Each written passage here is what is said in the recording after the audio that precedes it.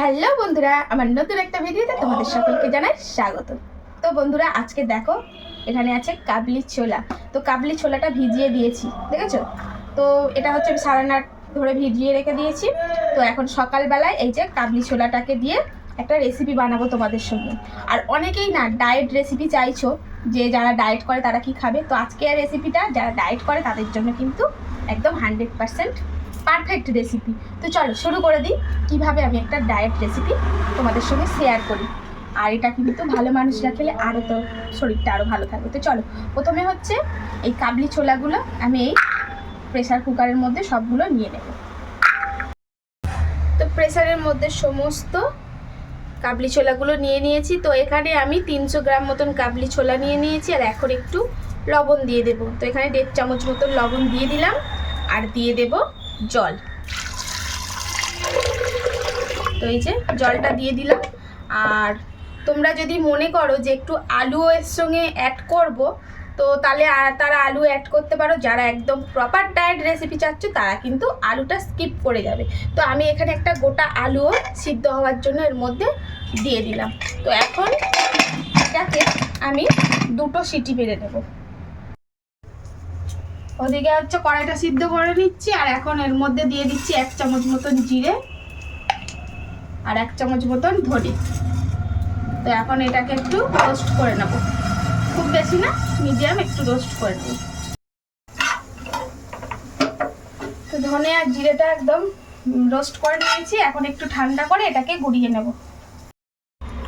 তো এদিকে সমস্ত কিছু একদম রেডি। কাবলি ছোলা সিদ্ধ, আলুটাও সিদ্ধ করা হয়ে গেছে। আর এখানে আছে পেঁয়াজ, টমেটো, শসা, ধনিয়া পাতা, একটু গুঁড়ো আদা, আর আছে কাঁচামরিচ। তো এইগুলোকে এখন সুন্দর করে কেটে কুটে নিতে হবে। তো চলো কেটে নিই। তো একদম এই যে কেটে নিয়েছি সমস্ত কিছু। দেখো, টমেটো কেটেছি, শসা কেটেছি, পেঁয়াজ কেটেছি, আর এই দেখো একটুখানি আদা, সেটাও একদম কুচি কুচি করে কেটে নিয়েছি।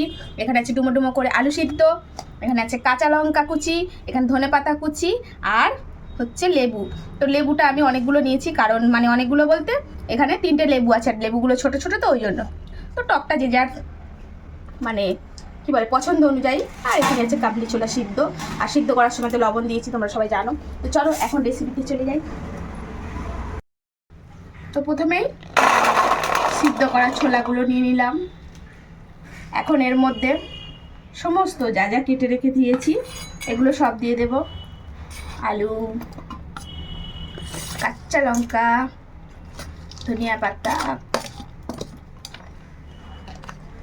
আদা কুচোনো, পেঁয়াজ কুচোনো, শসা, টমেটো সমস্ত একসঙ্গে দিয়ে দিচ্ছি।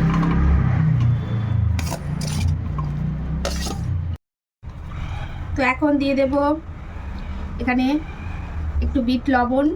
তো বিট লবণটা 1 চামচ মতন দিলাম। আর স্বাদের জন্য আরেকটু সাদা লবণ, যেটা কিনা ঘরে খাই, তো লবণ দিয়ে দিলাম। এখন কিন্তু এর মধ্যে দিয়ে দেব সেই জিরে আর ধনে, যেটাকে আমি রোস্ট করে রেখে দিয়েছিলাম, সেটাকে হচ্ছে ভালো করে গুঁড়িয়ে নিয়েছি। আর খুব মিহি করে গুঁড়াবে না, একটু মুখে মুখে পড়বে, ভালো লাগবে। তো সেটাও 2 চামচ দিয়ে দিলাম। আর এখন দিয়ে দেব এর মধ্যে কিন্তু লেবু। তো এই যে এইভাবে আমি কিন্তু এখানে 3টে লেবু আছে, তো 3টে লেবুই আমি দিয়ে দেব। লেবু রসটা সব দিয়ে দিয়েছি। এখন কিন্তু এটাকে মিক্সিং,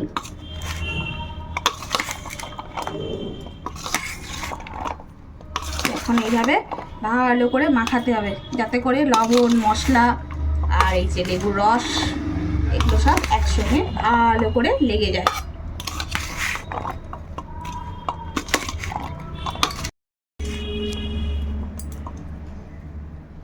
তো একদম রেডি।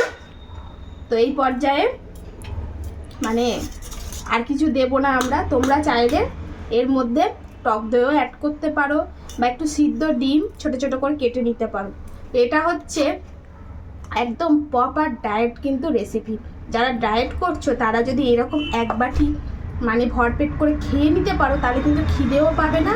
আর এতে বুঝতে পারছো ক্যালোরি বলো, ফ্যাট বলো, সমস্ত কিছু কম। আর আমার না জিভ দিয়ে জল চলে আসছে বন্ধুরা এরকম দেখলে।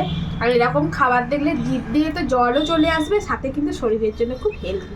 তো যাই হোক বন্ধুরা, কেমন লাগলো প্লিজ কমেন্টের মাধ্যমে জানিও। ভালো লাগলে লাভ লাইক শেয়ার করো। আর আমি একবার টেস্ট করে দেখি, আমি আর পাচ্ছি না। তো আজকে যেহেতু আমি কিন্তু মাঝে মাঝেই এরকম একটা করে মানে এক বোল করে বানিয়ে নিই। আজকে কিন্তু আমরা কিন্তু সারাদিন কিছু খাইনি, সকালে একটু ছাতুর জল খেয়েছি, আর এটা হচ্ছে দুপুরবেলার আমাদের লাঞ্চ, আর কিছু খাবো না। তো এইভাবেই আমরা কিন্তু একটু মেনটেন করি।